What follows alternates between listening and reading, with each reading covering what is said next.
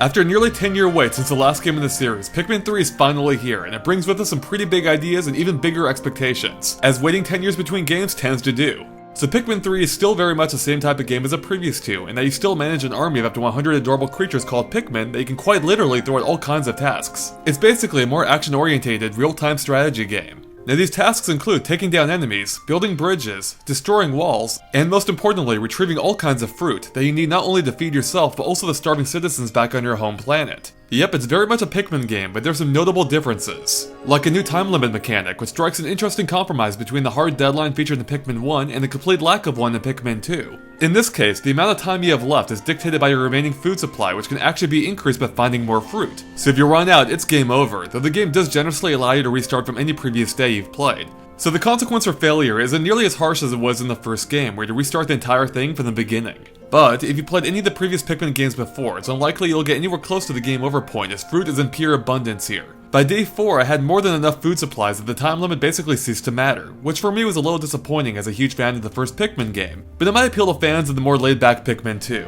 Another big addition, or should I say additions, are the new Pikmin types, being rock and flying. And unlike the new types that were featured in Pikmin 2 that felt a little gimmicky, these guys are essential to making it through the game, as their unique skill sets complement the other 3 types perfectly. The rock Pikmin are immune to being squashed and are able to break through glass walls that the others can't, while flying Pikmin can reach otherwise unreachable areas on top of just being way too cute. I mean, just look at them! But one of the biggest improvements are actually the controls, at least if you're using the Wii Remote and Nunchuck. With this control method, you're able to move around and aim Pikmin completely independently, whereas if you use the gamepad, the two are tethered together, which greatly limits your speed and accuracy. But if you only play the GameCube versions of Pikmin and not the Wii remakes, this may not bother you at all. But for me, the Wii Remote controls felt fantastic, and I couldn't imagine playing this game with any other control scheme. In fact, the game's interface for the most part is much improved, allowing you to easily switch between Pikmin types even while throwing them. But it's not all better. For instance, it can no longer control the direction of every Pikmin swarm. Instead, it's been replaced by a new feature that allows you to have them all attack an enemy at once that you're locked onto. It's a little more limiting than how it worked in past games. But the bigger problem is that this command is tied to the same action as disbanding your Pikmin, which happens if you're not locked on. And since it can be hard to tell in the heat of battle whether you're locked on or not, I often ended up disbanding my Pikmin by mistake, causing them to stand around helplessly, which is the exact opposite of what I wanted them to do. But perhaps the most noteworthy change is the scale of the game. Even though the amount of levels is comparable to past games, they absolutely dwarf them in size. Whereas the previous levels are primarily made up of just one large area, they now consist of numerous sections connected by a network of passageways and caves. These levels are immense, and even a little intimidating in their scope. But fortunately, the game provides a few different ways in which to cope with these huge worlds, and one of those is by giving you 3 playable characters that you can use to control different groups of Pikmin all over the map. Now, I've never been a particularly great multitasker, so I mostly just used one character at a time, except in a few specific cases, or when the game required it to solve a few puzzles. But it does allow for a large amount of variety in how you play the game, and I imagine it will be especially useful for speedrunners. And one particularly cool feature of the multiple captains is the ability to have the captains and their Pikmin squad automatically walk to any location on the map that you choose, which then allows you to use the other characters for more immediate tasks.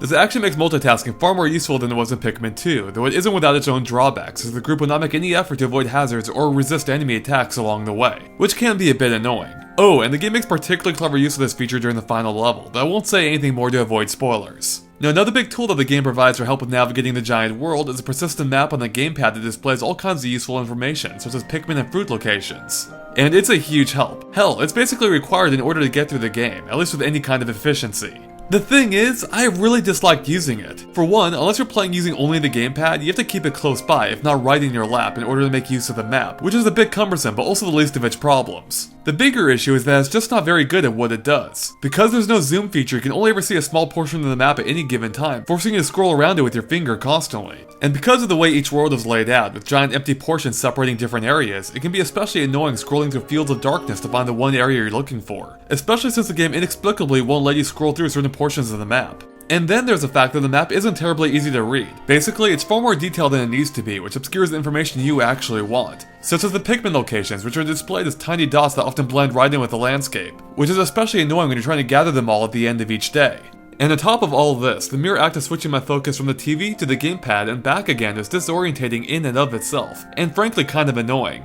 Taken all together, I found using the map to be a cumbersome and sometimes frustrating process that greatly interrupted the flow of the game. It might sound like a minor thing, but it quickly adds up with how often I found myself accessing the map. And it's especially disappointing considering the 2 previous Pikmin games both had a map that suffered from none of these problems and worked far better, despite the fact it was relegated to a pause screen. But even putting aside the map's inadequacies, I'm actually not a huge fan of the larger worlds in general.